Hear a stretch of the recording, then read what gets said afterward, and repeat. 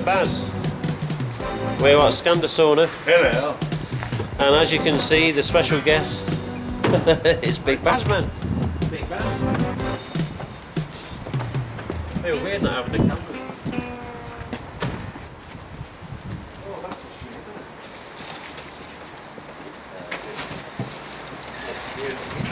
it? I know this van there will always move a lot. Whoa, easy. Well, there we are then, chaps. This is a bit different from your location videos. This is a day with Big Baz. This is the 17th of February. It's a Monday morning. It's a little bit cold, but not bad.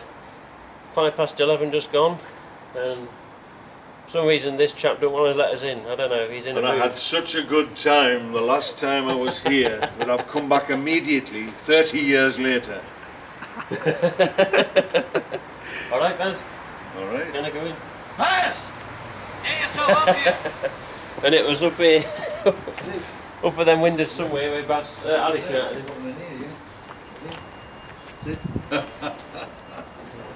There's your Big Baz. Just Them were the days, eh? just tell the camera, Baz, why you look so big. I looked so big because they always took the shots from about a foot lower than the normal, so they had to pan up to see me, as if I was about 7 foot tall. Mm-hmm. It made me look taller. And that's how they did it. At 6'1" and 14 stone, 44 chest and an 80-inch neck, I wasn't big enough to threaten people like Oz and Bomber. Yeah. So they built me up with actors lifts and big shoes, so I was another 3 inches taller, and I had padding under all my clothes, so I was like that, stuck out like that. So when I had my arms folded, they were out here somewhere, you know. So they look big ginger beard as well. Mm-hmm. Them were the days. But now with the silver beard, you see, I look more like Santa Claus. Ho ho ho ho ho ho. It needs a bit of a hair dye, doesn't it? But for all these people, all the fans that are seeing some of the other videos and probably watching this now, loads of people come here and they do this. As all the fans will know. Anyway. But I'm the only original. Not many people do it with Big Baz, eh? Big-headed get, I know, but well, it's a real deal for you chaps. And all the time I was doing this part, I had to do this look, as if I was about to sort of kill somebody. And it hurt after a while, because my normal expression is... As in Ying Tong John? Yeah, I had to give it this, you see. Lots of frowning and grimacing and looking at people as if I was about to tear their head off. Which is not my nature, of course. For the people watching, we had a night with Baz last night, chat with the camera, me, in Nottingham, and Baz didn't mind, you know, a couple of pints. But even before the couple of pints, Baz, or John in real life, John Strachan, he is not the quiet character that Baz is. No. Not in a bad way, no. But Ying Tong John is quite a lively chap, isn't he? Yes, I know. Laugh. I nearly brought around. Nearly. Needless to say, the staff in the pub, Squares it was, for the Nottingham people, in Squares pub the staff were quite friendly with John, aka Big Baz. Even gave him a little deal with his meal and his special pint, pint of pedigree. He just wanted a nice draft pint of this bottle of beer. I remember being in character, a big scar down here, right, which was put on by the... somebody said, "Who did that to you? It looks awful." I said, "That woman sitting over there on the makeup box." Stuff called non-flexible collodion. They painted it on in little stages until it puckered my skin and drew my eye down. I looked really evil, must admit. But dressed like that, I went into a post office near where we were filming up at BEESTHORPE Hall, and the bloke in the post office nearly wet himself when I came in. Looking about 6'6" tall and about 15 foot wide, with a huge scar. I said, "Can I buy a stamp for this, please?" Thank God for that. He said, "I thought you were going to tear me head off." Excuse me. Excuse me. Yeah. Yeah, so I was still in character, so I was still grimacing, you know, Yes. all this sort of stuff. Give us a... Because I remember the car coming in here. I remember the car coming in here, and the guy that played Dennis got out and went in, and I remember I had to just stand here and wait and look at Oz and say, well, what's he after? What's he doing? He was looking at the car, touching the back He wing was that had looking been at dented. the car and just assessing the damage. And I was giving it the old looking at them, you know, saying, what's he doing? You know, pretend I had chewing gum, you know, and just looking at him. Right. Just for the video's sake. And then of course we watched this scene just before coming here, so we know. And then of course Ali Fraser shouts from an upstairs window up there, Baz, get yourself up here. So I immediately looked up and then ran out a shot up here, but closely followed by Oz. And then the nutting scene ensued, and we got very, very close, Jimmy Neal, I must admit. He says, I've seen nutting scenes before, and I honestly don't, I think that they miss each other by about this much and just put a noise in afterwards. And he said, I don't want that. He says, I want to be able to get really close so that, you know, I actually touch you. No, yeah, he touched me. Yeah? Really, oh yeah. He actually touched me when and that's why it looked real. And my head snapped back and my eyeballs going in different directions and straight. I went down like a sack of potatoes, straight down. And I was only going for it. I was only going for a tandoori. He's only going for a chicken tandoori, man. That's it. Lamb tikka, a couple of special rices. And, it's good. Them were the days. All those years we did quite a few little bits of filming. There was a couple of shots which didn't make the series. One where I was covered in bandages after the big fight in episode 6 outside the manor, and I was covered in bandages and my hands were bandaged and good plasters on my head, and I was getting the bags out of his car because he'd come from the airport. My boss, Ali Fraser. Yeah, and he looked up at me and he says, "Hey, Baz." He says, "Have you got shares in Elastoplast?" I said, "No." "Well, I'll get onto it the first thing tomorrow." Of course, all the crew fell about laughing at me because I realised that I was so thick that I thought he was meaning it was a good tip for the for the buying of shares. Absolutely marvellous. And that's it. Ended up on the cutting room floor, eh? Yeah, but a lot of the it had to be cut down to the 55 minutes or whatever it was the show had to run. So anything longer than that, they ditch any scenes that wasn't absolutely germane to the story. Yeah, fully You necessary. like that, germane? See? Germane, eh? Yeah. I'm not just a thick bouncer, you know. I've got real words. This is what he's like, you see.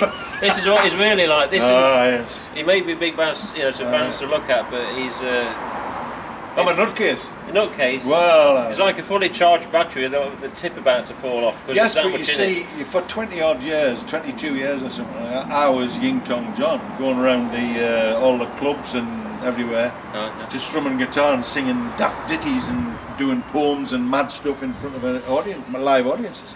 So of course, that's why little bits of that came out last night. That's why people are surprised that the dour Big Baz is actually. If that had been running last night, you'd have been very surprised. Do your Ying Tong face? Oh yeah, well of course there is the. But then the Big Baz face. That's what's called acting. Well, the rehearsals for all this were done in a church hall in London. I can't remember exactly where it was, but the hall was underneath the church because of the price of land, so it was like in a big basement.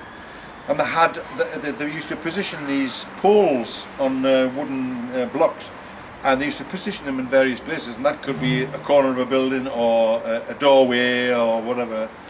And they had a table with a secretary behind it, and of course when they did rehearsals, they said, right, this is the door that you're going to go through, when you go up there and go up there, but this is the outside shot. The inside shot was done at Lenton Lane Studios, the other side of Nottingham, in a set.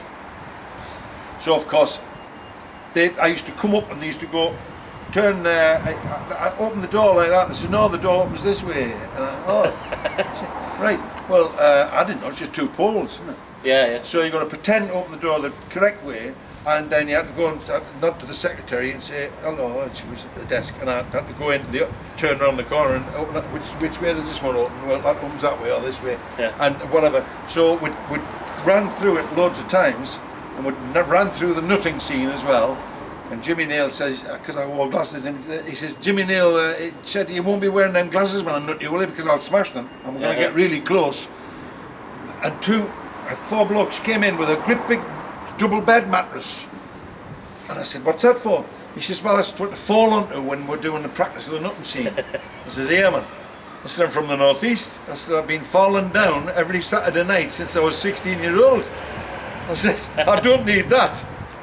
So we just did it on the bare floor, which was much better because I could learn to fall like a sack of titties, because I knew that they were going to film me falling out of shot like that, so I could fall however I liked, but then arrange myself quickly so when the other camera came on, I would be, you know, and of course the painted blood. But the very first time we rehearsed it in the studio, and he came along and went like that, my head went back and I went down like a sack of potatoes. The nurse came in from and everybody came forward and is he alright, is he alright, you stupid bastard, you stupid bastard, to Jimmy Neal. And of course I got up and says, what's wrong with him? They really thought that he had nutted. He nutted you, yeah. He really thought that he had nutted. Well, and that's the way we'd rehearsed it, but nobody in the studios had seen the rehearsals, so they didn't know how close he got. Well, it shows as much on the programme, doesn't it? Good scene. But of course, this was the outside shot, the preamble to that, going up into the place. Because all the inside shots were done in a different place. Yeah. So the flip from we only this place to central. We only ran up and pretended to go in there. Yeah. You never went through the door? No, we never went through. Ah, right. No, because there's a wall there. You see, the camera was down there. So it just showed me going like that. So I just ran out of shot and up to there, and I was up. And Jimmy Neal did the same.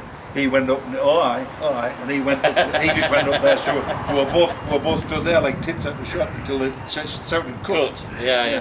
And then that's it up to Central Studios that had been filmed before, wasn't it? I think we filmed the bit that comes after this before this bit. So this was just the outside shots to link in with what we'd already done in the studio. Right.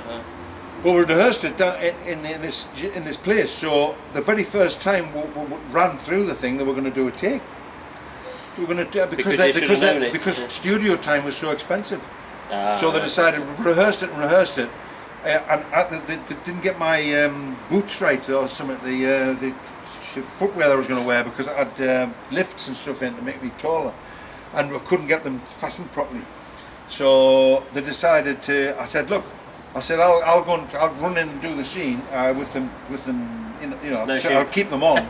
No, I'll keep them on, but I'll not do that time because my shoes aren't in shot. Yeah. So when you went down, your shoes were untied. Yeah, but we did a quick run through, and of course when the nutting scene came, the nurse came forward and spoiled the shot because it was a long scene. It was one long scene, you see. Yeah. Everything had to go right. So the next time said, right, we'll shoot this one. And when they shot it, they said, that's it. Print that because it's perfect. And that's it. That's what you see in the episode. Yes, because we rehearsed it in London and we knew which way the door opened and we knew where the secretary was going to be. So when you got to Central Studios, when we got to Central Studios, we knew exactly where the door was and where the secretary was and where the other door was. Pamela's secretary. Aye. Yeah. Bloody hell, mate. All that time ago. He still remembers it. 30 years ago. 30 years ago. And I've destroyed some brain cells since then. I like this. Yes.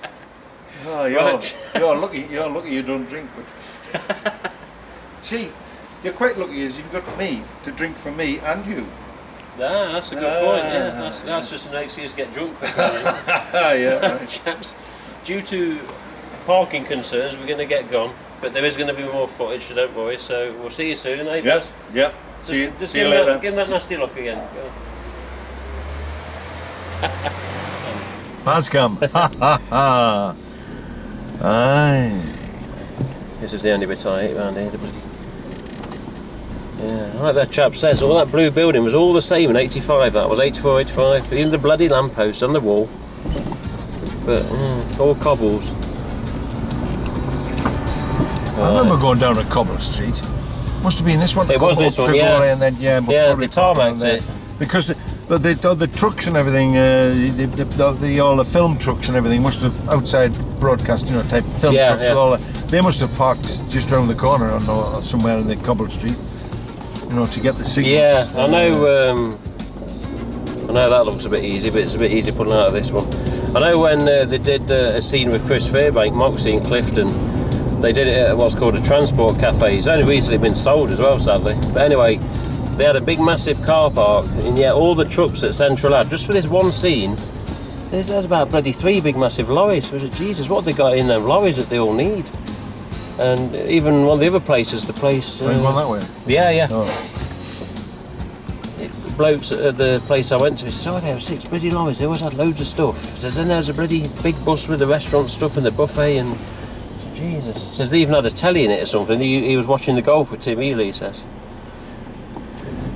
Nice lad, Chris Fairbanks. Very nice. Yeah, lad. he was talking to him the other night. He was up at the Sunday for Sammy show, getting him to sign his Auf Wiedersehen board thing he's got. Very nice guy. Come on, Andy, follow. Good. Shit, I thought we were going to smash it beside him. Sorry, I'm not normally too bad, to be honest. Especially if it's someone with me. Especially if it's the missus. How long have you been married? No, not married. Oh, well, I've been with her 11 years. We're engaged. Your partner. Yeah. She's got the same sort of beliefs of me with marriage at the minute. She's all just a bit of paper at the minute. I don't know, there's no rush to be honest. We just I'm going plod on and carry on. Kids. No. Well, you saw the kids. Oh, the You cats. saw what? Yeah. Cats. I said to Andy yesterday, I was on about this. They're like my sort of alternate kids at the minute. I'm just not in no hurry. But then again, I'm bloody 36 This is the way we came now. in. This is it. Yeah, because we've just come round the King Bill 1V. Oh yes. Yeah, dodgy area this, really. Even Big Baz would be a bit wary of this area. So, it's not always so bad, but in the past. There's a bad area of Sunderland called Hendon, and I remember going down there. We used to go down the dives, Me and my mate used to deliberately go down the really hard. Oh, you said didn't you, last pubs. night? You never had no trouble, right? No, well, the thing is that we're approaching this particular pub down the east end of Sunderland, and just as we were approaching it, a bloke came out with his face covered in blood, and his hands were to his face, and he's going, "Ah!" He's saying, he ran past us, and I thought, this might be a good pub to go into. He's just obviously been glassed, you see. So I went into the pub expecting a huge furore and a fight and all that sort of stuff. And Yes. it was quiet as anything. And the barmaid was calmly with a dustpan and brush, brushing Sweeping it up. brushing up the smashed brown ale bottle with blood all over it off the floor. Bloody hell. Somebody had smashed a bottle of brown ale and smashed it. So in he this had guy's face. been glassed, So Jesus. well, it'd been bottled. Well, bottled, And of course, obviously, he must have deserved it because nobody said it. And presumably, the person that did it was still in the pub because they never came out. Oh, right. Well, we never said anything. We just went in and had a beer and came out. But we thought it was absolutely marvellous. Going around the rough pubs, and the first one we approached, there's a bloke come out screaming with his face Covered in blood. pouring with blood. Like some other films. And when we got in, it was exactly normal. Yeah? The barmaid was brushing up the As if nothing ever happened. smashed brown ale bottle with the blood all over it.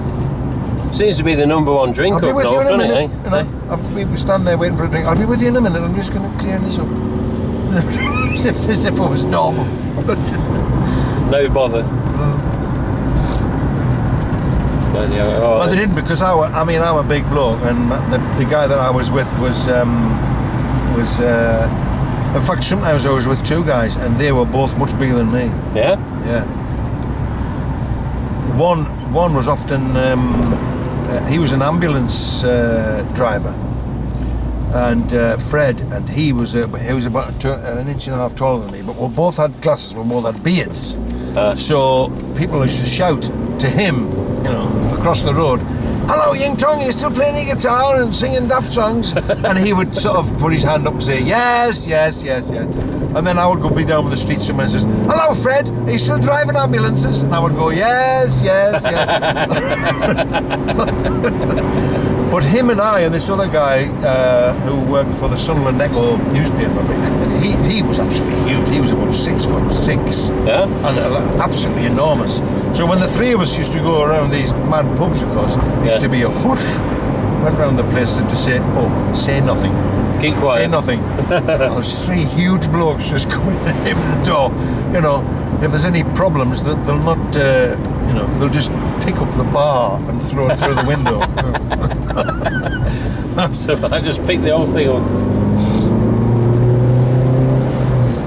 But of course, none of us were violent. None of us were violent people, but it didn't have to be. When you saw three huge guys coming in, you just don't say a boo to them. You know? Oh yeah, that's true. That's true. But yeah, I'm going to say something to the camera. All right, for the fans watching. Ah, right. Yes. For the fans watching, I will keep some of your stories in, Baz. I'll keep about all of them in. But for the fans watching, we are heading to what you will know as the Barley Mow, aka the Windmill Inn. Baz never went there, but we're just going to go have a quick drink and that. Then after that, we're off to BEESTHORPE Hall, aka Thornley Manor. Just a note that the owner would want me to put in here, we have special permission to go to Thornley Manor, so please regard it as private, just as it always should be basically, because that's what the owner wants. But Baz is he's telling us some stories. When we had the big fight in episode 6 of the second series outside BEESTHORPE Hall, which they said was Thornley Manor. Yes. Everybody that was in the fight was controlled by a famous fight arranger from the film world. He'd done James Bond pictures and all sorts of Indiana Jones fight scenes and things like that. Because Pat Roach had done Indiana Jones, hasn't he? Yes.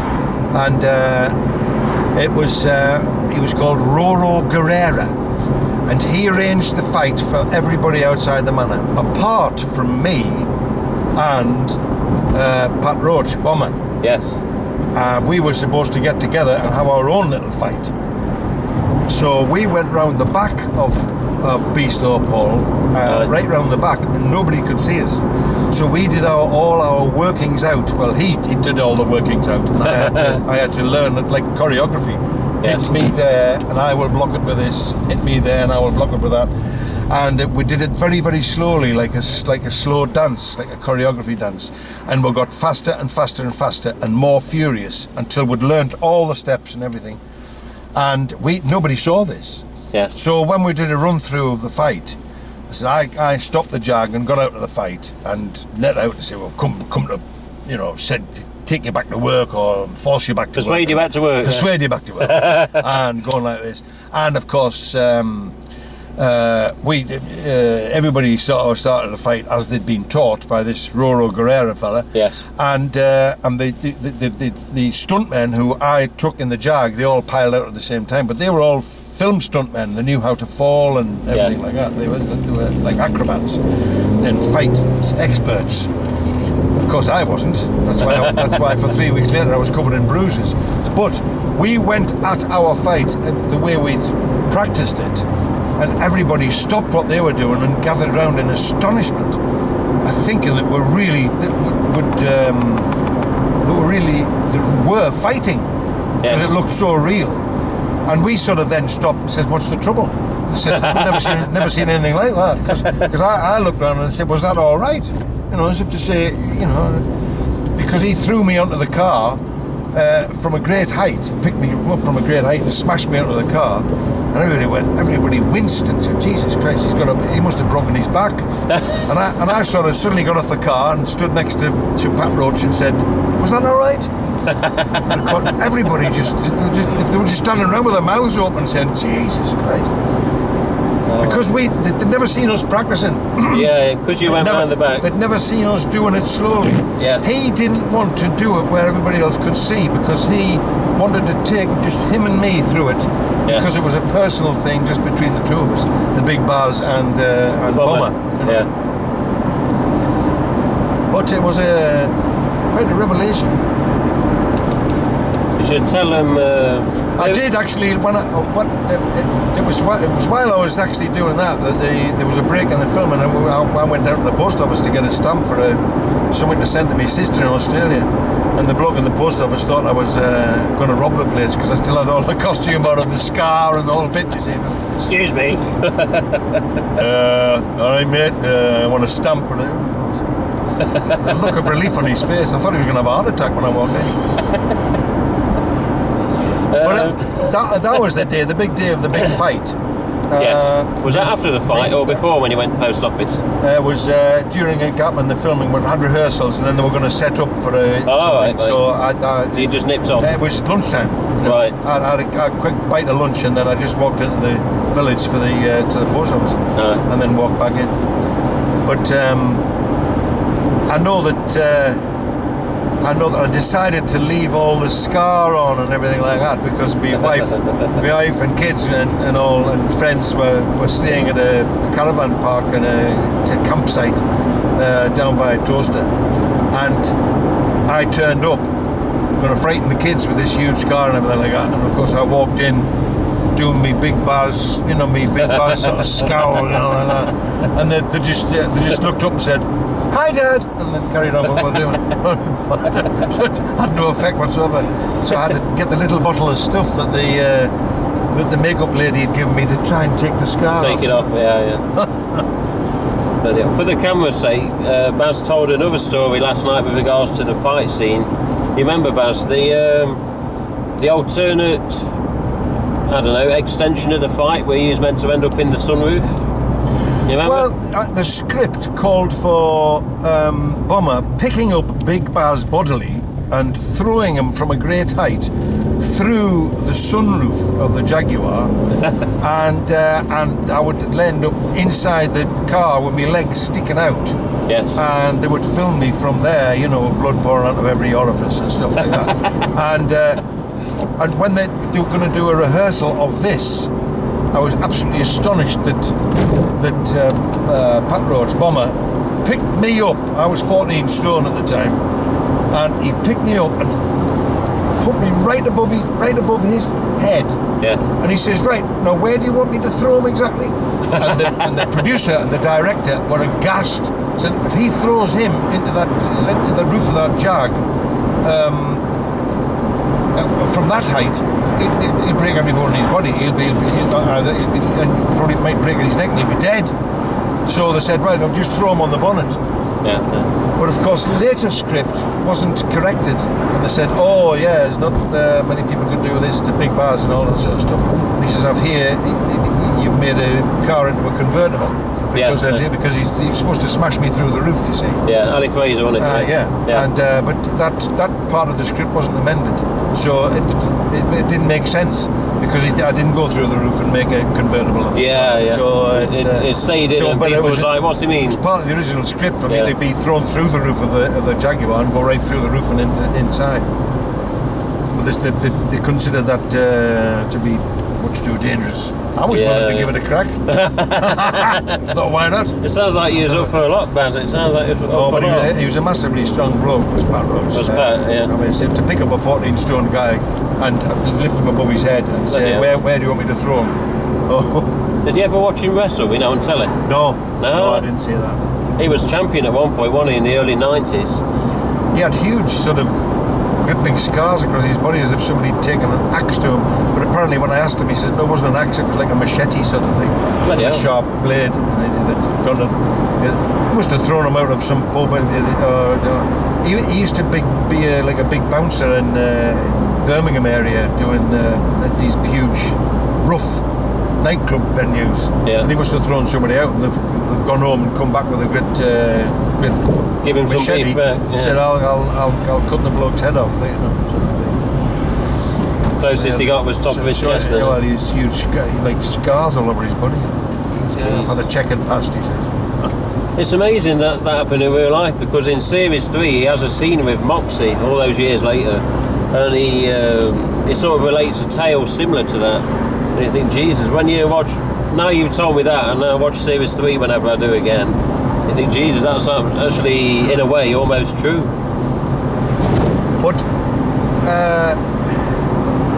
it was very strange that when I got to the George Hotel in Nottingham the first time, I'd met the guys obviously in rehearsals in London, Yes. which was quite funny because when I got there, the director sort of said, John, we're busy at the moment.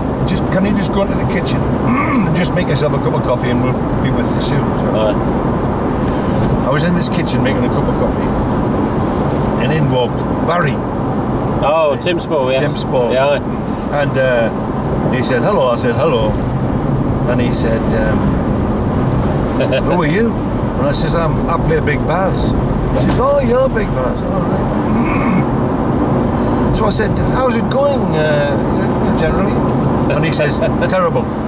He says, we've only been going 6 weeks. He says, we've only been going 6 weeks and we're already 12 weeks behind. That's what he said. Of course, I thought this was absolutely hysterical because he did it with a deadpan face, you see. And eventually, the other lads came in, and these people were saying, everybody was sort of saying, yes, I know you're playing Big Baz, but who are you? We've never seen you before. I mean, you must be some kind of actor or something like that.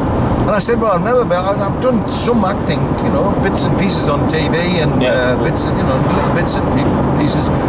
I said I've been in pantomime once. I said bits and pieces, but I've just been in showbiz most of my life. I said, but mostly strumming a guitar and singing dirty ditties. He said, well, who are you? I said, well, my stage name is Ying Tong John, and Malcolm. I keep calling him Malcolm. He's Tim Healy. Yeah, Tim Healy said, Ying Tong John, he said, bloody hell, he's famous in Newcastle area. He's absolutely famous with big nightclubs and all sorts. Oh, he's absolutely famous. As soon as his name comes up on the paper, everybody goes down to see him because he's just nutcase, absolutely marvellous. So he shook my hand and he says, hey, he's like, brilliant, this fella, absolutely brilliant. So, of course, I was accepted then. And when I went to Nottingham to the George Hotel for the first time, I was standing at the bar because all the lads were sitting around at the big table. And they said, come and join us. I says, no, you've got your own, I'll just have a quiet pint here. He says, come on, sit down. So I went reluctantly, sat down. That's where I'm going tomorrow. Oh, that's it. Yeah, that's it. I said, I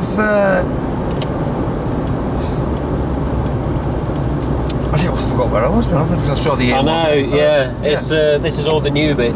Yeah, as you know. This is all the new 46 new conversion. This is the old bit down here and up here. Yeah. So anyway, I sat at this table in the lounge, the bar lounge at the George Hotel. Yes. And we were there for about 20 minutes, and I was just having a nice little chat and drinking me beer. And suddenly, these huge hands came around me waist and lifted me out of my chair like a tiny baby being lifted out of a high chair. Exactly like that. Lifted me up and he put me down to the side, and a quiet voice said, "That's my seat." And it was Pat Roach. And he lifted this 14-stone man from a sitting position up and just down. I was absolutely amazed at the strength of the guy. But they all said, well, he wasn't there, of course. Yes. They all said that since he'd been in the Indiana Jones movie and the James Bond movie, where had a big fight with Sean Connery and all that kind of stuff. Oh yeah, right, yeah. and all that. They said that he's become big-headed and he doesn't want to be with us in the George Hotel. You see, so he's gone to some posh, huge hotel on the outskirts. So so it said he's obviously the film's gone to his head. He thinks he's much higher than those ones, you see. Oh, right. So, of course, when I was with him, when we were doing this fight sort of thing, I think we were sitting in a pub. I was sitting in a pub and I happened to be sitting next to him. And I just quietly said, why is it you cannot staying with the lads in the George, and why have you been that, Holiday Inn type of place? Yeah. See? And he says, they don't have beds big enough in the George. He says, but they being an American chain, you see, Holiday Inn, he says they always have a couple of rooms with huge beds, like for Texans and stuff when they come. Ah, right. So he says, I book in advance for one of the huge beds.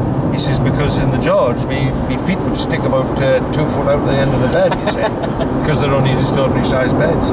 So I said, well, why don't you tell them that? He says, well, we've never asked. I says, because they think you're a snob, because you've been in all these movies, you don't want to be with them. Yeah. He says, no, it's just the bed, it's just the sleeping. Yeah, come down and spend time with them and go out for a meal with them and all that sort of stuff.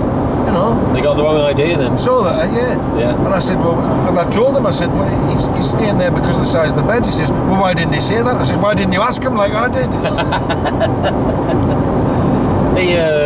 He says that in series 2 as well. The first episode, Barry says to him, got a camp bed upstairs for you, and he goes, sorry Barry, Bomber needs a big bed. But he's a big bed, he needs a big lad, he needs a big bed or something. Yeah, that's it. And he gets to the hotel with Wayne and Dennis, basically at the end of Return of the Seven Part 1. So yeah, it's actually true then. So he used to book specially a big bed. He used to bet, in the hotel. but he had to go to one of the American chains, the Holiday Inn or the, what's the other one, the big hotel chain that is American. Oh, I can't think. I don't know, but it'll come to me. Big famous chain. I can't think of it. I know the Savoy was used. No, apparently there was a Savoy hotel used. The one where he stayed the overnight was Holiday Inn on the Friday.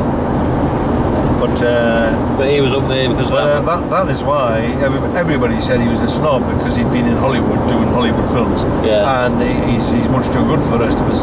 So that's why he stayed in a big posh hotel. And turned out that it was the only place where he could get a good night's sleep. It's good. Out of all... There was a funny one actually when we were coming back from this place. He used to drive his car to a lot of locations. Bomber. He had a sports car type thing. Was it a Porsche, wasn't it? Yeah, something like that. Yeah.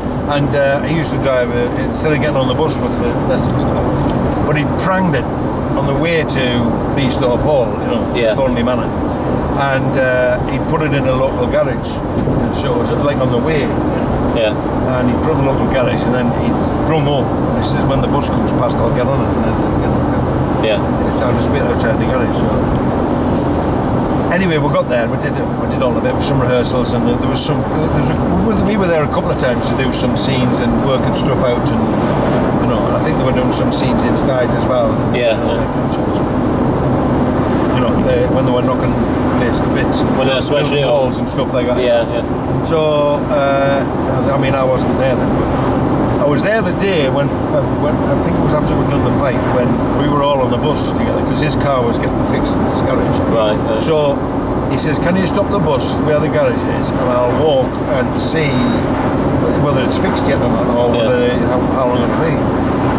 So we stopped the bus, and he had this jacket on, which were very popular at the time, leather jackets but with pleats in. Right. Very popular, like modern, in the fashion, Up to date. Leather jackets but with pleats, sort of pleats in, but he'd have to get his specially made, because obviously, he's that big. Couldn't get it off the things. He had it specially made. Yeah. So when he got off the bus and he was walking away with this enormous leather jacket, I mean it's huge, but of course all the folds and pleats as well made it, and there was silence, and Jimmy Neal suddenly said in the silence, because we're all watching him walk away, he says, they had to slaughter a whole herd of cattle to make that jacket. And of course the whole bus just erupted. Oh God, that was a funny thing. He could come up with some funny things, Jimmy Neal. Jimmy, yeah. Whenever I go to locations and whenever people talk about him, fortunately the case is that he wasn't too nice, but at the same time, during the convention in September, Melanie Hill, who played Barry's wife, remember Mel, Hazel? No, yes, well Hazel she at the bar at the George, she said he was nice. She was a drinker. Was she? She could drink any bloke under the table. But then so could my youngest sister. She was like that as well. She just didn't seem to affect her, alcohol, and she could drink and drink and drink. Well, I'd be sat in a great drinking session one night when we knew we were going to have to get up early the next morning, but we had this great big session. But we went to bed early, but I thought, God, she can't have drink. Yeah. Nice lass as well.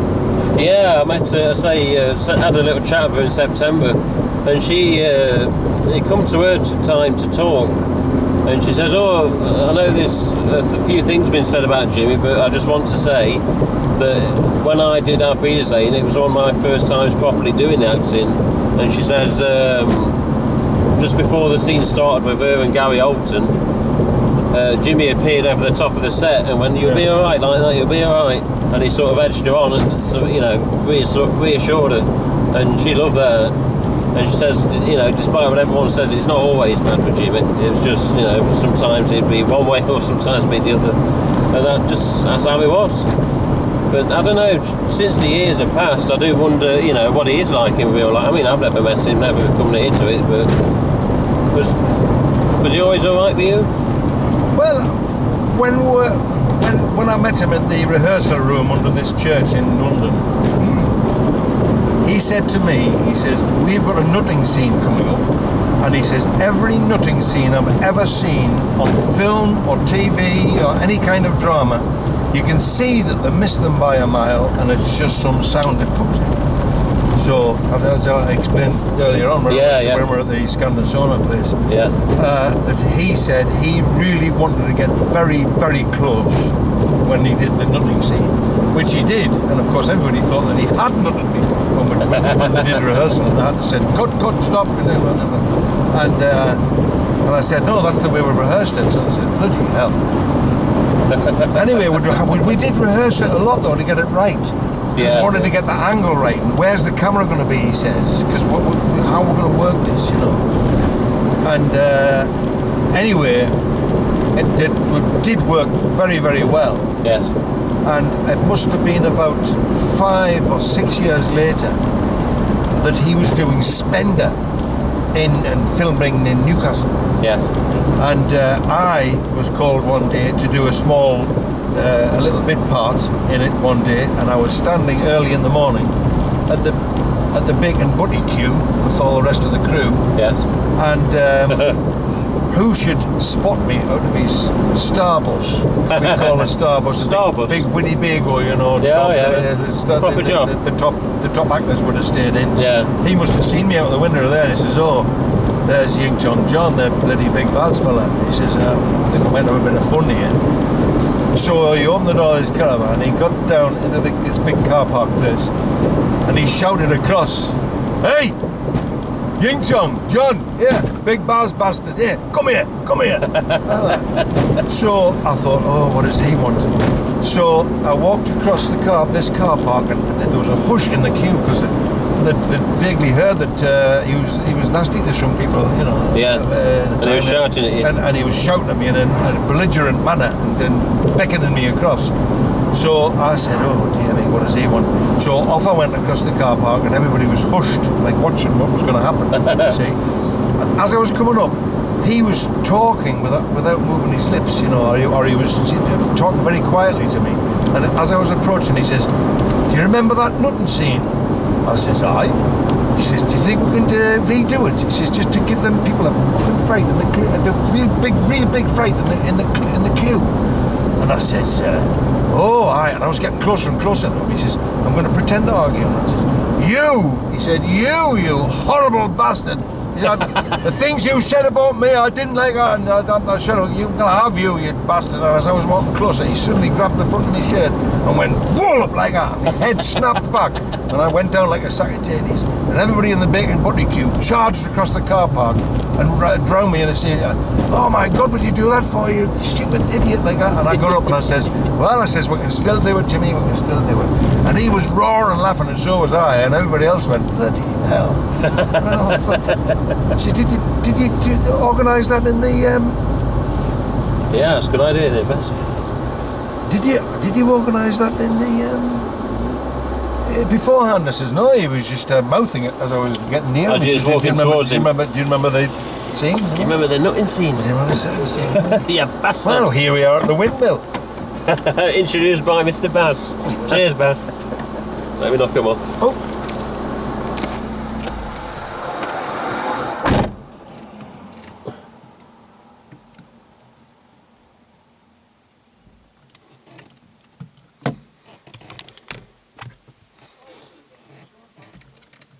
All right.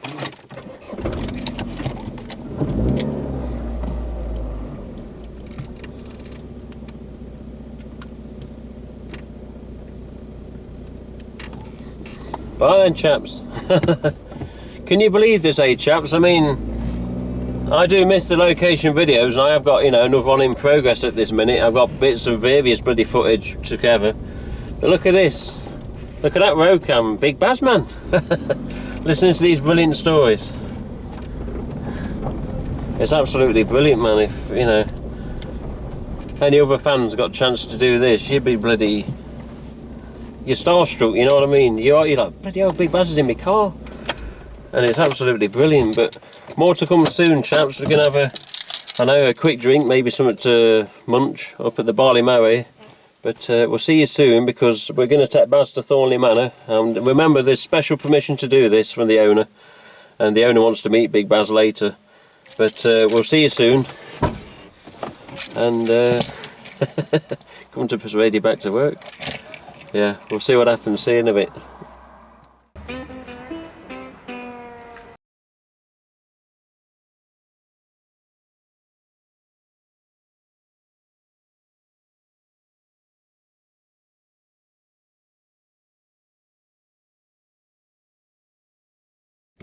Andy was saying to Leslie St John the other week when he met her, who played Vicky, Ali's girlfriend. Yeah.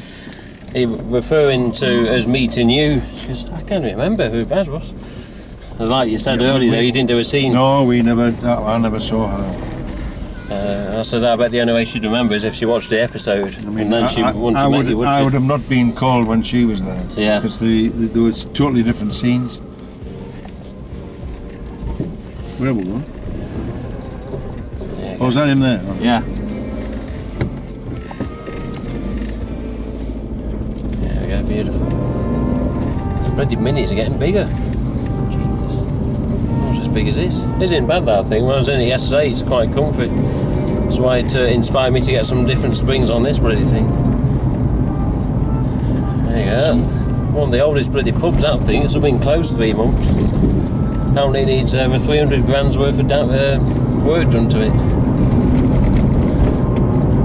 Why that pub picks up a bit now, I think, because it's the only pub in bloody Redmire. Where we're going now to look at a door.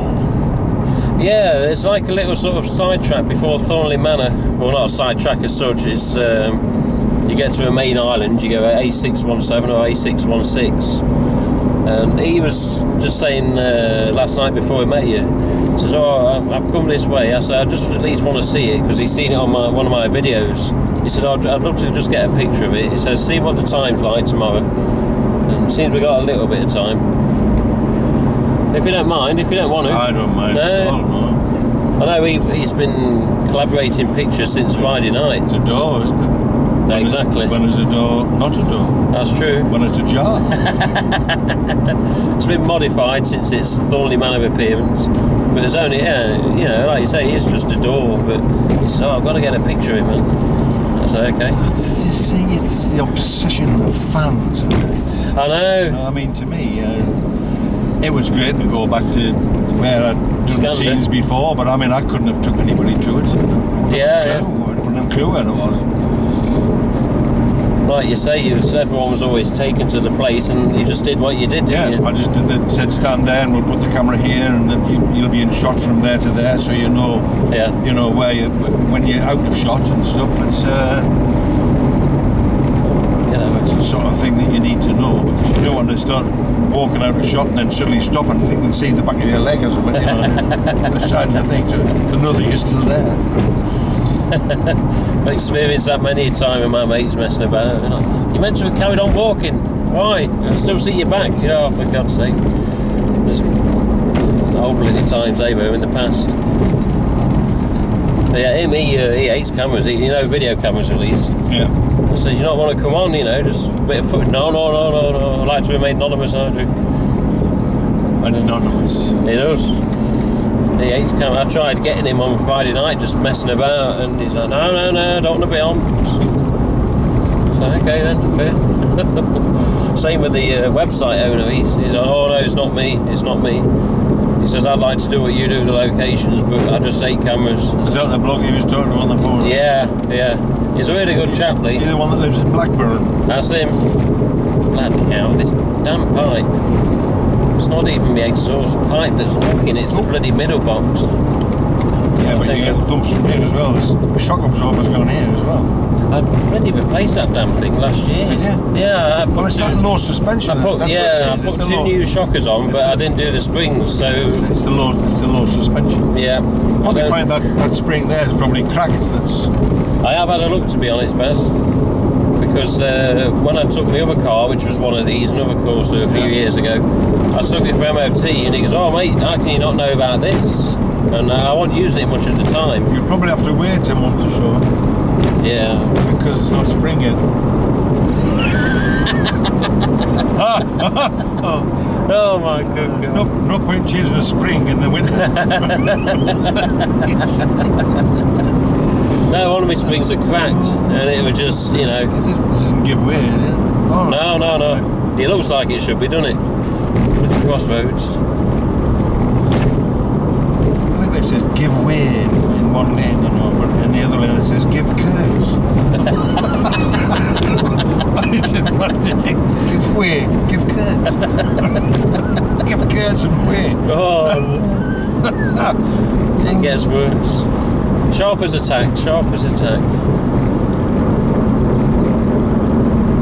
Bloody hell. The forerunner of VAT, you know, was called purchase tax. Purchase tax? Purchase tax before it became VAT. Yeah? You know, when you buy something, they put a tax on it, and you've got to pay for the item, and then you've got to pay the tax as well. Yeah. Purchase tax. Well, it's the same as VAT. It is now. Well, VAT is value added tax, but it used to call it purchase tax. Right? Oh, there. That's where we stayed last night. That's where that gathering is all about going on. Right. It's got a whole car park at the side of it.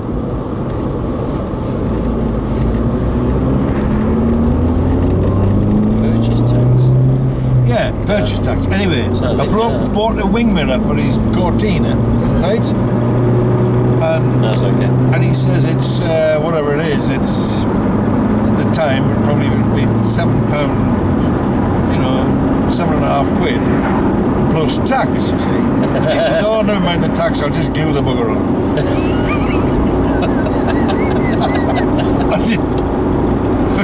Plus tax. Remember, you're going to nail it down with tax. No, never mind the tax. I'll just glue it on. Oh God! Of course, you had to be there. You had to be there. I was that soldier. There was? I was that soldier. Oh Jesus! The rest of the week's going to be dull after tomorrow. You know that. It'll be dull. Well, then again, I'll get to edit this lot, but it's still going to be dull. All these people are going to come online and they're going to see a little image saying "a day with Big Baz," and they're going to go, "What the hell?" You know how shocked they're going to be, Baz, honestly. I don't know. They honestly will. I will very probably be astounded when I go on. Yeah. I've never been on. I wouldn't even know what the website's. What is the website called? Is it? What's the address? I'll tell you what, he's got just about every domain name, as they call them, that you can. Auf Wiedersehen.net, aufwiedersehen.com. The main one he uses is AUF with a hyphen, then pet, and then .com. But if you type awpet.com, that does it as well. He's got loads of I see, right. linked so addresses that work with it. They'll all go to the same place. Oh yes, because he didn't want anyone going, "Oh well, I could do better than him." That's Auf Wiedersehen.uk or whatever, and I don't know, compete with him. But to be honest, there's no one really Granby competes. Plunger. Granby Plunger. That sounds rather domestic plumbing area.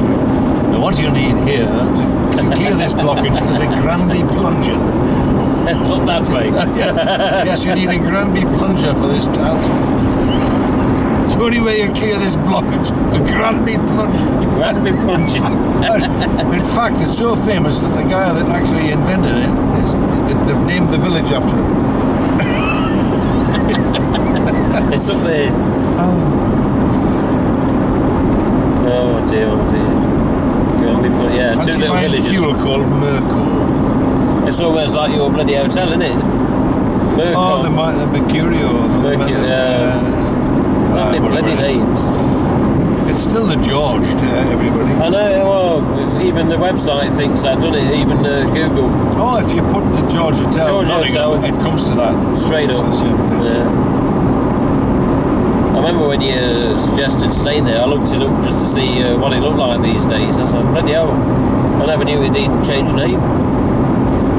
Well, the bed in my room, this is a single room, right? Yes. The bed in my room is square. Square? Yes, it's square. It is. Instead of a long... An emperor size double bed. Emperor? Yes, because it's as wide as it is long, so it's square. So you could actually put the pillows down the side and sleep that way, right? Because it wouldn't make any difference. You get that when you get long.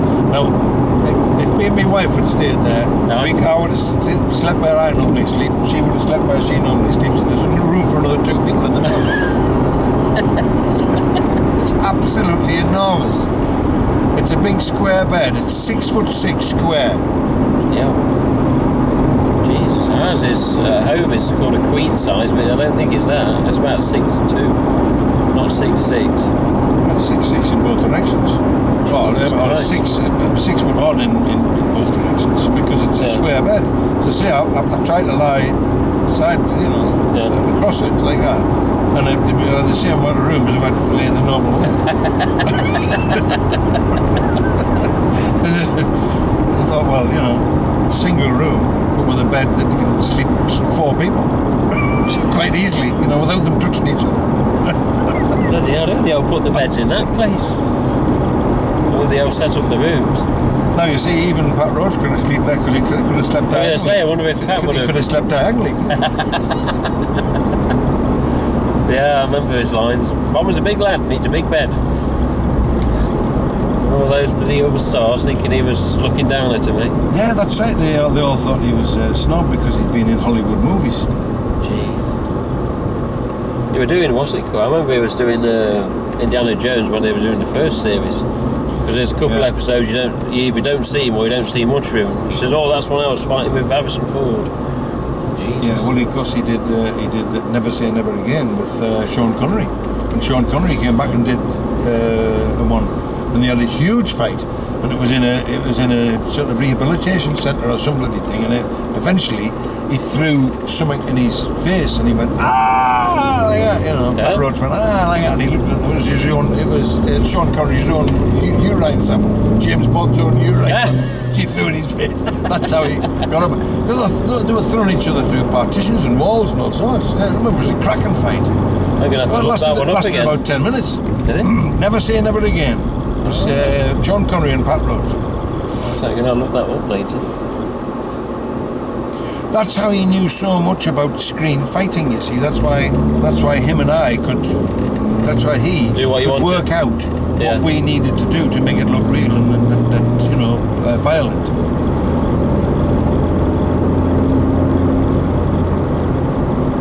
Where are you going, mate? He doesn't know where he wants I don't think he's... Oh, he's going now. He's going towards Radcliffe, okay. Where are we going? We're going... This is part of the way you'll be going tomorrow, Baz. That's the thing about having these 2 new islands. I've got to go around 2 bloody islands, get back on the damn road now. This is 46. Or the improved 46. This is 46. This is the 46 that goes to Newark, is it? Yes. As I say, the people are unemployed around here because the Geordie is Newark. We've got Newark. Newark, yeah, that's it. Newark. Newark.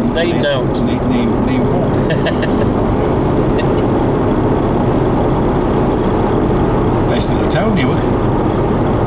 Yeah, it's not bad actually. They actually did filming in there as well, didn't they? The old A1 used to go right through the middle of the town. There was like coaching inns and stuff on the other side. Yeah, recently, because the old A1, the old Great North Road used to go right through the town. Same as Grantham, it used to go right through Grantham and right through Newark. Oh, right. I never went there as a little kid. I've been there, plenty of times in a few years. Recent, but never as a little one. Long time since I've been there. There's not too many changes as far as I know. Grantham I went to a couple of times because it was a really good folk club there. I sang there a couple of times. Yeah. Long before I did Auf Wiedersehen. Yeah, sounds like it.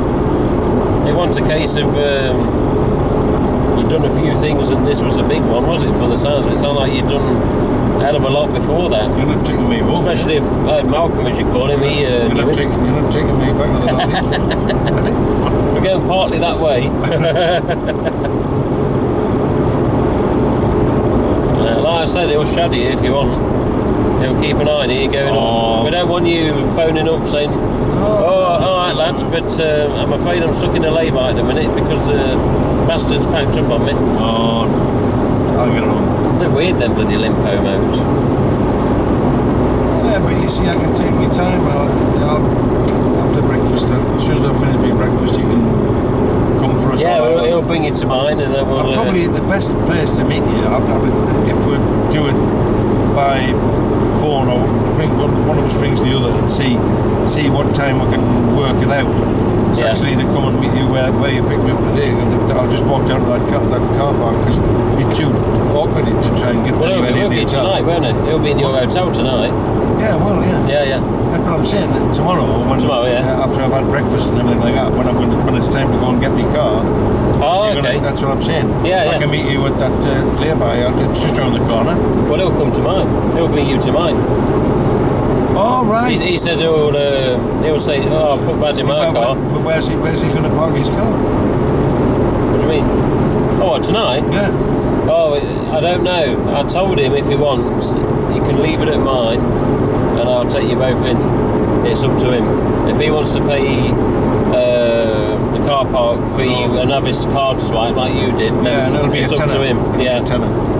I'll see what he says, but I can take you both into town and then pick you up tomorrow. That's not a problem. It'll be a tenner for overnight. That's what it'll be. Right. We'll see what he says then.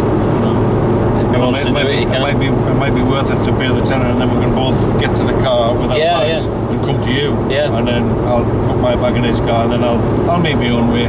I know that there'll be ways. There's no point in me trying to follow him because he can get home sharp. I want to just take my time. I don't think he's a super fast driver. He's not too bad. No, but I mean, mine can't go fast. That's what I meant. Yeah. What is it? It's 65 it will do, is it? Well, with its limpo, I mean. Sometimes it depends on the slope, you know. It'll probably do 70 downhill. But going up a... Yeah. It's like the bloke that had the rolls. You bought a Rolls, but unfortunately it was a strange model. It was the Rolls Canardly. Rolls down the hills and Canardly get up the other side. I'm going to put some end credits on this video. I'm going to have some of your jokes on it. I'm going to put a little subtitle up saying, just listen to this. I'm going to have fun editing this one. Hey, oh, big badger there.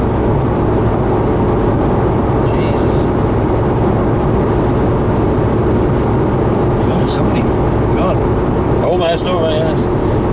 Doesn't feel like it to me. But this road compared to this is so nice at the minute. All this was similar to the road coming out of Edmar, you know, where you're bumping them with the exhaust is moaning. It's the head off.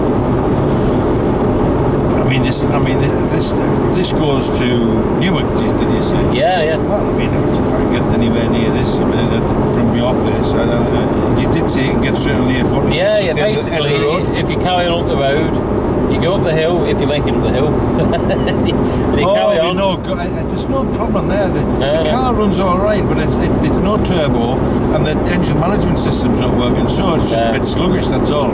But it's just like driving a car from probably the 1950s, with a small engine. It'll do everything that you want to do, but it's just slow. Oh, okay. That's all it is. It's not. It'll not conk out. As long as it's not to go up in smoke or anything on you. And the reason why it's all switched off is because it'll be a frigging sensor in the exhaust pipe or something like that. Some gas sensor, something like that. Lambda sensors are pretty common. Another Citroen here. It's like Picasso. But no, if you basically, when you're going up towards my road, instead of turning left onto mine, you carry on up the hill, you veer to the left, and you get down a little bit, that's it, 46th Street there. because when they was doing the roadworks, they sent a letter to us saying if the noise is too much, we'll get you some compensation, and we'll have send someone round with a tester. I was like, oh, bloody hell. I thought, well, you could say it's too noisy, but we can hardly hear it most of the time, so we just left it alone. Because, you know, we're that close to it. There's never been any problem. We have more problem with the than the 46 noise. Yeah, that's the only time I can talk about it in my car. Well, I'm listening. But I could write to them. They really are. It's just... Tim was on camera. On camera. Twice he did it. Yeah, 3 times, 4 times, 6 times. Oh, God. No, that's the only bad thing where we live.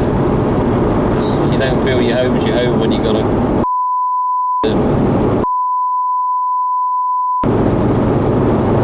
I don't remember BEESTHORPE all being this far away from. Yeah, it's about, I don't know, 19, 20 mile. I remember when I first emailed them, the old owners at least, to go up there, and I put it in the thing online on Google to see the miles, like 21 or something. I thought, bloody hell, is it that far? But then when I first came up here, the first time you ever go to anywhere, especially to this place, it always seems like pretty very, very long. And the second time it's like you get there in 10 minutes. But no, it's just carry on up here, get to 2 islands, turn left. I like the crash barrier. It's a giant concrete wall. That's all it is, isn't it? That's all it is. I know. If you hit that, you'll bounce back into the carriageway and cause all sorts of mayhem. It won't slow you down like a metal one would. And you just bounce you straight back into the other traffic. Back this way. Yeah. I can't see that giving way. I've seen a programme where they did a test on one with a truck hitting it. Really stopped the truck going through it, I'll tell you that. They're strong. But like when you think you're going to bounce back, the truck actually didn't bounce back. I bet with a car it'd be a lot different though. Here we go, Newark Cathedral in the distance, look, bloody hell. Can't miss that. And he's still there, he's okay. So I bet he's racked up some miles this weekend, since Friday. I know yesterday he had this little thing on his car, little dash, said like 250 miles almost. Jesus. That was him looking at locations all over the weekend. Yeah, because he's also come down from Newcastle area. Yeah. Because it's another 40-45 miles from me. Yeah, when I went in September, I clocked 167 miles. He's on the north side of the town, isn't he? Whoa! Gordon Bennett. What's that? It's a pheasant. Bird of some sort, isn't it? Bloody hell, it was flying off, wasn't it? That they got it. Just thinking about it. Jesus Christ. Oh, yeah. He's soon slowed down. Bloody hell, I've never seen him like that before. Jesus. I'm not a pheasant plucker, I'm a pheasant plucker's son. And I'll sit here plucking pheasants until the pheasant plucker comes. He nearly said. See, you say pheasant and it triggers it. It triggers something in my brain. It's no good. I hope you lot are enjoying this. The character Big Baz only exists in Auf Wiedersehen pet. Ying Tong John. Ying Tong John is a blast. There we go. Tell you what, you could download some of this stuff on the Ying Tong John site. There's Ying Tong John site. They all think I'm dead. You're joking? Yeah, because I don't perform anymore, you see. So they think, well, because I'm not performing because I've died. Is there really a Ying Tong John site? Yeah. Go on to Google and just put Ying Tong John, and there's all sorts of people saying, I remember when he was at so-and-so, when he did this and this and this. I remember when he came to us, he drank 3/4 of a bottle of rum, and he was perfectly alright the next day. You know what I mean? It was your daughter that had posted on, I don't know, some sort of message board or forum that we got the contact from. There was one of the followers of Auf Wiedersehen Twitter account, which Lee runs, he says, "Hey mate, have a look at this," and we clicked this link, and it was a whole topic about Ying Tong John, and the topic basically said Ying Tong John, who remembers him as Big Baz, and then someone else said, "Well, yeah, whatever happened to Big Baz?" And then one of your daughters, whichever one it was, come on and says, "Big Baz is my dad, and he's fine, thank you, and if you want to get in contact, then here's an email address." And this chap seen it, and he forwarded it to Lee. He says, "Have a look at that and see if anything comes out that's of how it." it happened, because he rang me up and said, I've been in contact with Auf Wiedersehen sort of site for the fans. I thought, how on earth has she done that? Yeah. And he emailed her, and She's she on all replied. sorts of social sites. She trolls about and they, you know, they're answering folk, you know, she sees some kind of query and says, "Oh, I know who that is," and blah, blah. Yeah. Yeah, and She does it with everybody, and I was at school with him, blah, blah, you know. She does it with everything, you know. Oh, that's my dad. Yeah. Because he was quite shocked. He says, "Hey, look, we got a response from Big Baz's daughter." I was like, "Aye. You joking?" No. And he forwarded whatever she responded back to him with. He's going to check his windscreen. Oh, Baz. You see his windscreen now? Oh, is it all splattered? All here. It's blood. pushed in. Is it? And it's all cracked down here. Jesus Christ, he took a good impact. I bet he killed it straight off, didn't he? Oh, would it? Yeah, 'cause it was Jesus Christ. I'm just thinking, is he pulled over because his windscreen's smudged or something? It's knackered. Yeah, anyway, so if it weren't for your daughter, or the daughter that emailed, we probably won't be here now. That was Sally. Go on, mate, put your indicator on, we're going left. A617. Oh, you love her. She's just like me. She's just a gobshite. Absolute, just it talks and talks and talks. She could talk for England. No wrong with that. There we go. She had several jobs from when she left school, you know, and because she never had any qualifications, she was... No, I didn't do super well either, but I've done a few. She was struggling to find any kind of work and stuff like that, until she got a sort of a training opportunity, you know, like a YT scheme, you know, young training scheme type thing. Oh, yeah. Youth training scheme type thing. Like a YTS? In an estate agents. Oh, well. Halifax estate agents. And she took her to a duck like water, and she could actually answer the phone and talk to somebody on the desk at the same time and deal with two problems at once. And multitask. But she remembered what people said on the phone, and when they ring again a week later, she was saying, "Oh yes, I remember you were saying that so and so. She remembered the conversation almost verbatim, and it's something that you could just do, and just remember stuff. And people were absolutely amazed. "Oh, when you use this estate agent, she's absolutely brilliant." And she was only a trainee. You know, she was only, after she'd finished her course, she would go back to the training place, you know. Sounds like but they offered her a job straight away. So they offer you a full-time job straight away, because you're obviously, you know, you're absolutely made for this work. And she's never looked back. And she's all right since, She's had a couple of times off maternity leave because she's got two kids. Yeah. Which means I'm a grandfather. Bloody hell. Yeah, I'm a granddad. Grandad Baz. Grandad Baz. Grandad Tom. Grandad, so that's right. Ying Grandad Tom. Do you remember the first person that ever called you your stage name, or was it something that you come up with because of what you did? It's because I used to go to these folk song clubs and I'd sing all sorts of daft northeastern songs, and then I used to finish off, just to be daft, by singing the Goons Ying Tong song. Ying tang, you like with lots of sort of like mad stuff. And of course,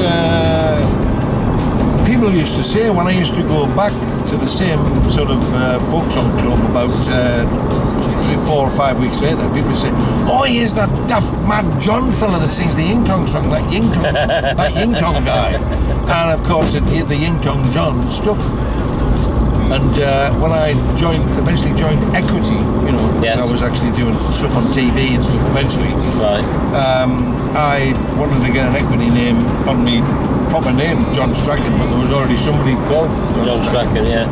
So I said, well, I just want to go with the daft stage name that was a nickname from the folk club days, and just call myself Ying Tong John. So I've got an equity card in the name of Ying Tong John, which I can show you if you like. I'll have it in my pocket. Aye. Have it in my pocket. Oh, do it, yeah. Well, I should show the viewers. They're not here now, but they will be. I guarantee they're going to love this one. As though Jimmy says, I guarantee.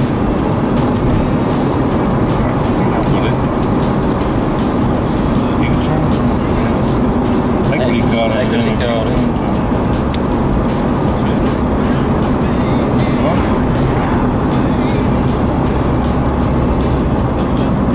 Ying Tong John. There you go, chaps. Mr. Ying Tong John. Equity card. Equity card.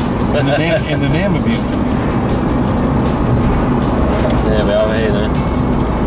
Couple of little turns and he can get his pictures he wants. And then Thornley Manor. Robin Hood Theatre. Oh yes. This is a right little place. Is this the barn conversion? No, that's just a barn. You're right. The one we see is actually old stables. Yeah, there's a few. Staythorpe Old stables. Yeah. There's a lot of horsing about and stuff like I suspect, hey, would you credit it is up for rent, look. It's been broken. Oh, there you go. Well, here are then, chaps. Thornley Manor door yet again. So what are we going to do? He's going to get a picture. Does he want the picture? Tell them what it is, Baz. What's that? Tell the viewers. Well, that is the door from Thornley Manor. It was a door which the props department just put in position as if that was the front door when there was actually no front door there. So that when we did the fight, it looked as if the door to the manor was there, but it wasn't. And this is the door, because after they'd finished, they just sold the door to a friend of theirs, and he put it in his barn conversion, and there it is. There you go. And there is the barn. And a cottage barn. And it is toilet. No, it's not toilet, it's toilet. Sorry. Toilet. There's a lady up there I got to speak to when I first came. Her name's Valerie. She was a friend of the owners of BEESTHORPE Hall before they sold it, of course. And she's really nice, she was. And here, I remember this, I remember I turned around just like this, and there was a chap watching every move I made, and he looked like Santa's brother, he did. Just what you saying, Santa? He did, it just looked like Santa's brother. The beard was just a bit short. I thought, I'd just go out a bit more, mate. There you go, he's snapping, look.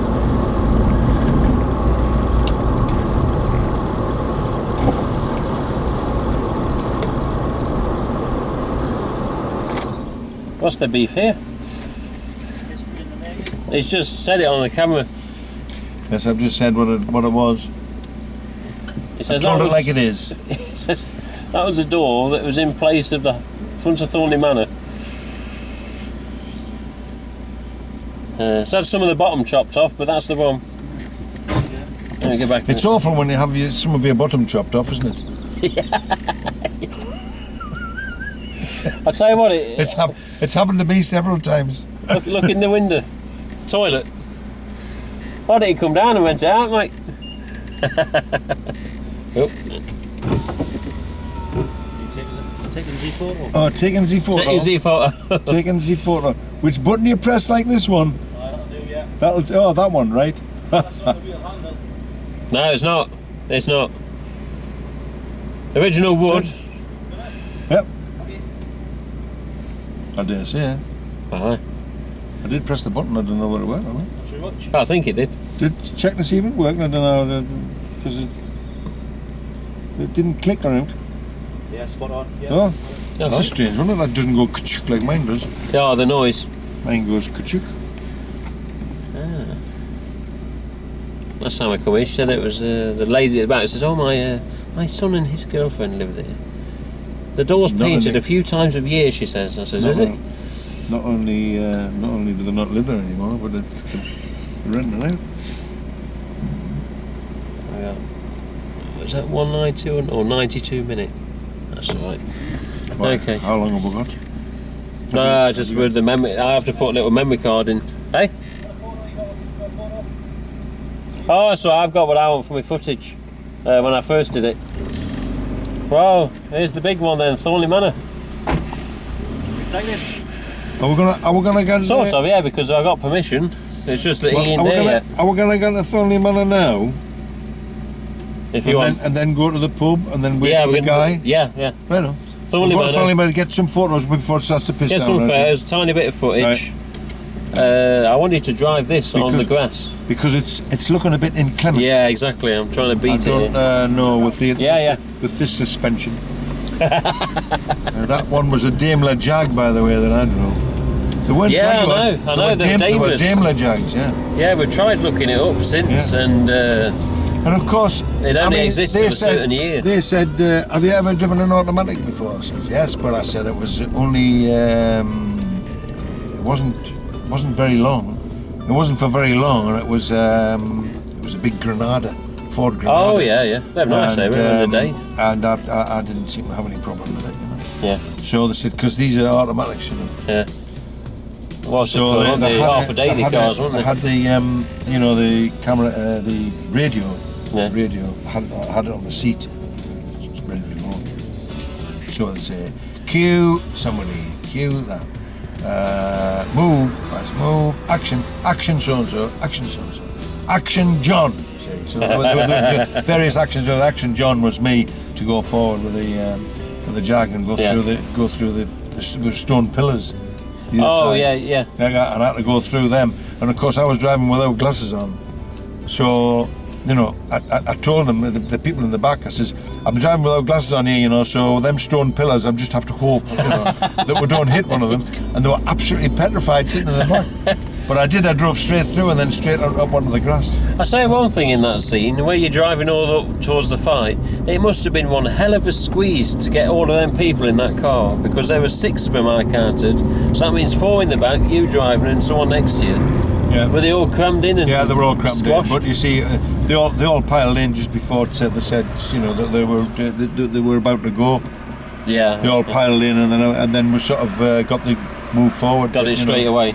Yeah. Yeah. They didn't sort of sit there. He always says that. He says it must have been bloody right, squashed together, them lot. Because once the doors opened, they all piled out. Yeah. Because I can't. I wasn't watching that, you see. I had to stop on a spot which wasn't laid out in the grass. I just had to know exactly where to stop, so I didn't knock the cameraman over.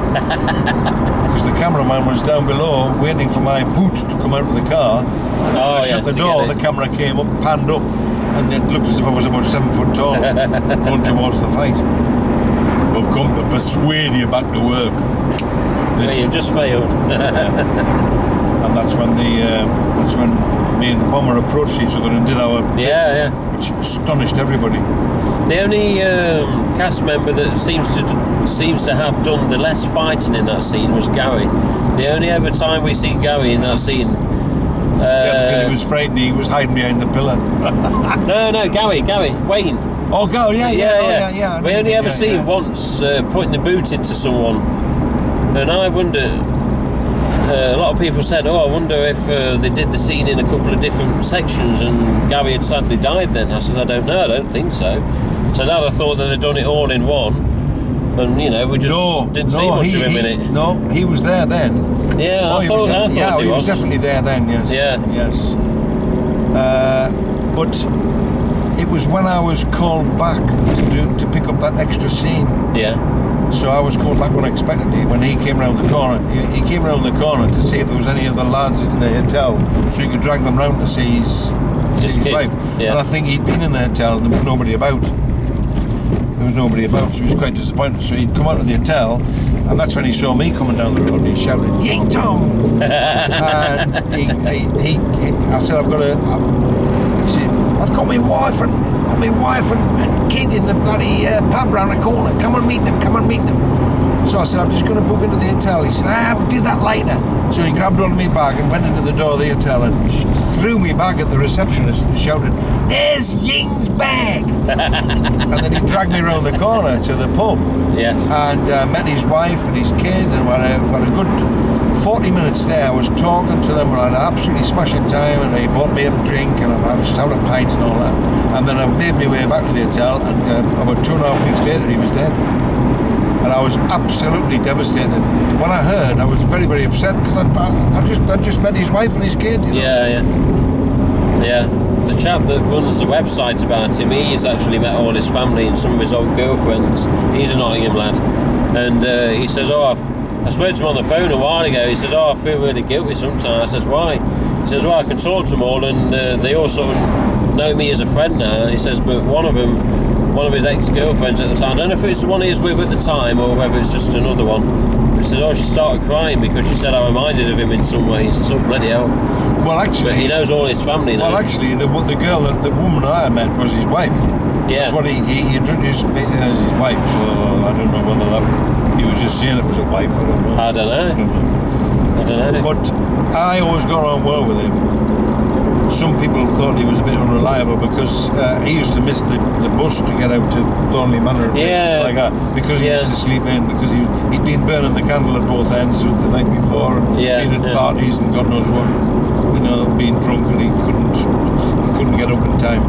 And he used to suddenly turn up in a taxi.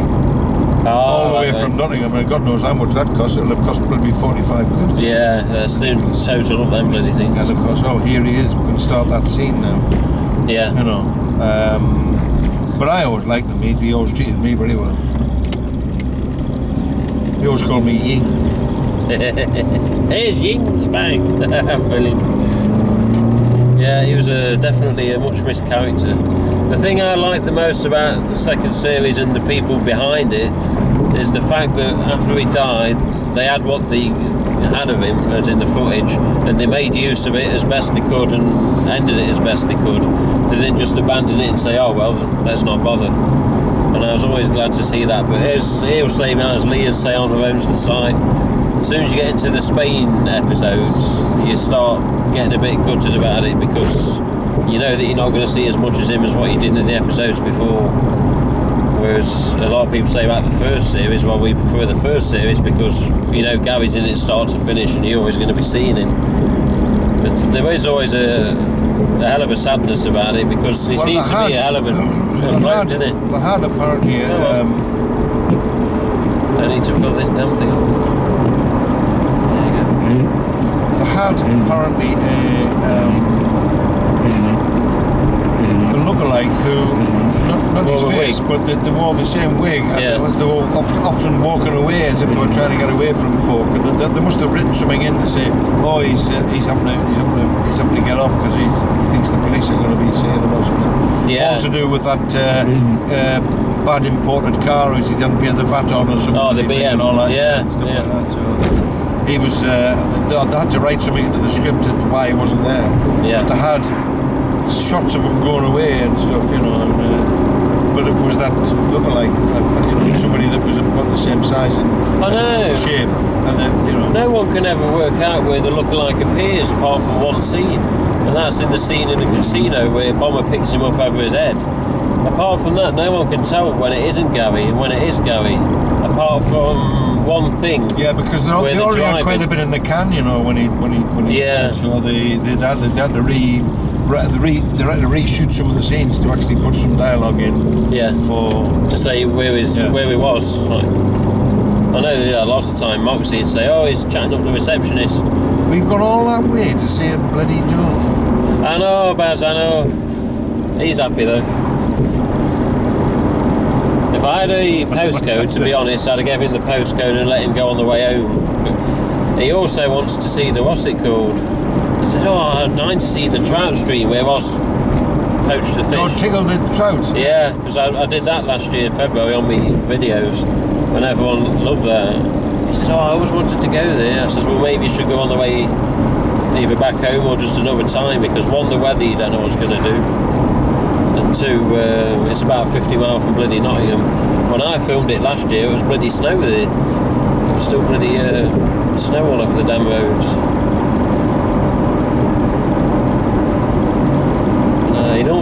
He says he normally comes down to either his brother or his mate, but both of them have got things going on, I don't know what.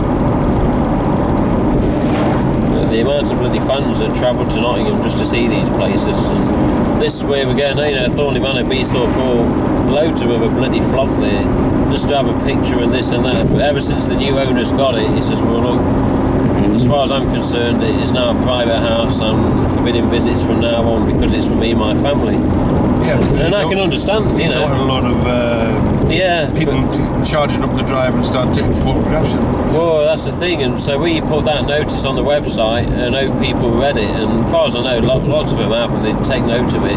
But there's always the odd bad apples that F it up for everyone. You can put a lot of smiles on a lot of people's faces with your jokes, but you can also put a lot of smiles on a lot of people's faces if they see you at a gathering. But I'll tell you something. I can tell you that, Baz. I'll tell you something. I've never been able to understand it. I just can't understand it. Why not? I'm supposed to say what? What? I've never been able to understand it. What? What? Chinese writing. There was a lull in filming. We're all playing policemen at there was a production.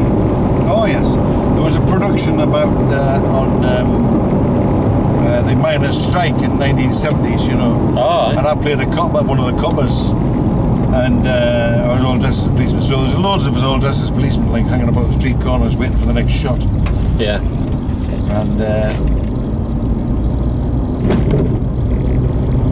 And of course, there was a lull in the conversation. One of these blokes sort of said, "I've never been able to understand it." And of course, they just left it at that. And there was silence. And somebody says, "Understand what?" He says, "Chinese writing." Well, of course, what? All these coppers throw themselves on the pavement, giggling and laughing. It's stupid, kicking our legs in the air, you know. Well, we used to wait with the Daimler Jag, yeah, right, just out of shot of the house, because now it comes over a hump. Just out of shot down here, and we had to come up here. Aye. We went through two stone gate, two stone things. Was that further back there? There's two big massive gate posts that were there filming.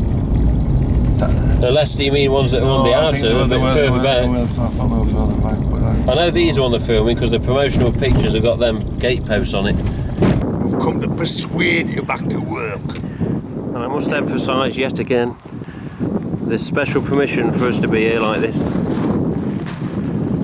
And it's still a private property. Alright, Baz?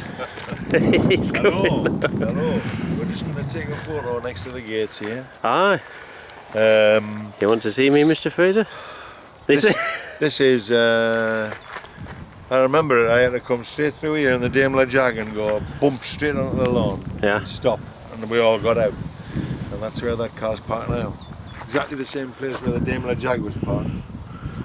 We all got out and that's where we had the fight. Some good memories. Yeah, well, it's a long time ago. Right, this is where we did the big fight outside here.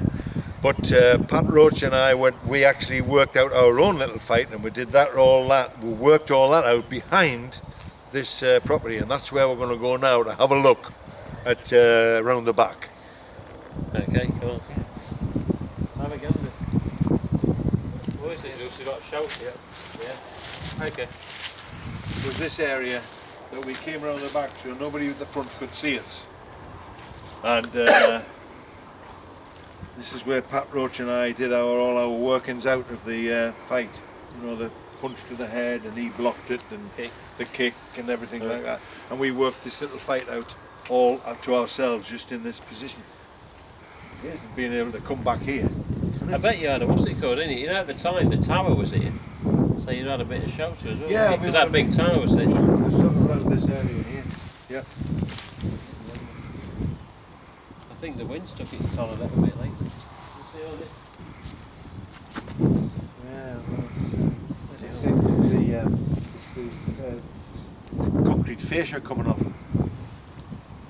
And all these here, you got all where the orange bricks are shown and all where the little holes are, that's basically where the tower was attached. But hopefully at a later date we'll get permission and I shall redo the Thornley Manor video. But here we go, chaps. You don't see this. But the tower was put in by the Central Studios. Yeah. It was a temporary thing, wasn't it? Because the owner told me that after being on TV, council come looking for him. So excuse me, we understand you built a tower add-on to your property that's not authorised. They said, oh yeah, come round here. Where is it? That's it, yeah. And at that time it had been patched up round here. 6 people were in that jag, and I says, what was they like? And they're like that, weren't they? Yeah, they were all piled in, and they were all. Because they were all like that, most of them. They were all top-class film stuntmen that did the fight there. And they'd worked some lot out beforehand when they came, and just had to teach the actors. Freddie Boswell with his hair, you know. Freddie had the big ginger chap, then he had a skinny chap that never was bloody going for. But yeah, they were all film stuntmen. Yeah. They had been brought from London for that. Just for that one scene. Yeah. And then bug off again. Well, I mean, Roro Guerrero came in as a fight scene, and he's in Hollywood films. So these days, is it? I think they couldn't afford it now. There's no company could afford that sort of commitment now. Wish we could go back in time, eh? No. In a way. He'd have his beard ginger again. I don't have to go through all that again. We'll see you soon.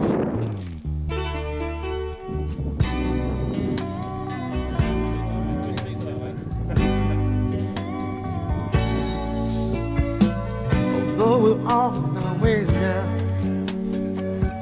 we barely crossed the line. Luck is bound to find us, but sure is taking its time. Every day seems a little bit harder to find the will to win. But we keep on running, won't look back again. Maybe tonight, the night we get it together. Move away to change the top of the pile. Hi there, chaps. Well, just a little update for you on the video. We are at the Plough Inn in Cornton, which is basically opposite the Thornley Manor entrance when it comes to driving in the village. Baz and the Auf Wiedersehen pet cast, or most of them, he said, have been in here at the time of filming. He recognised it as soon as we pulled in. I had the cameras off when coming out of Thornley Manor because, to be honest, it has been a long day for Baz and for all of us, me and Andy Patrick. But at the minute we're at the Plough Inn, we're going to get some lunch and a bit of a drink. I've just had to come out and just do this so people know what's going on in the video, so I can make sense of it when I edit it. But we'll try and get some more Baz, because after tonight he head back home tomorrow, which is move the camera, sorry, which is going to be Tuesday the 18th of Feb. But he's up for a meal now. He wants a drink, and just as I come out to do this to camera, he started telling a rude joke to the person behind the bar, which is looks like a couple runs the place, and he's telling it to the girl with Andy sat there listening. I'll see if he'll repeat it later on camera because he tells it better than me. But we'll see you soon. Are we rolling? Just about. Alright, chaps. That's the end of the day. This is the end of the video. This is Big Baz saying farewell to the fans for now. So. Farewell to the fans for now. There you go. We didn't lie. Really, we had a great day. Absolutely marvellous day. Visited a lot of the locations where I was 30 years ago doing me bit like this, and been up to Thornley Manor and everything where we had the big fight and everything like that. It's been absolutely marvellous, but a marvellous time, and you know, I look forward to meeting you all next time we have a big fans gathering. This is Big Baz signing off. Do the fist.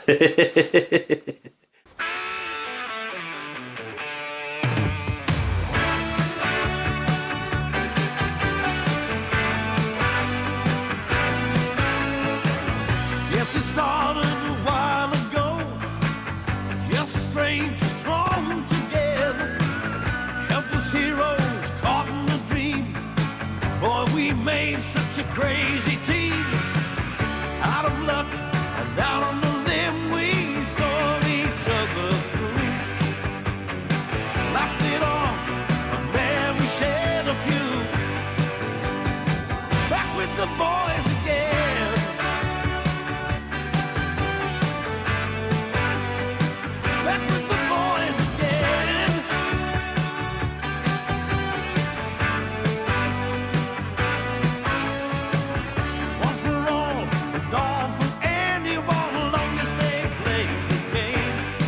We've gone all that way to see a bloody door. I know, Baz, I know. But I tell you I something. can tell you that, man. Tell you something. I've never been able to understand it. I just can't understand it. Why not? I'm supposed to say what? What? I've never been able to understand it. What? What? Chinese, right?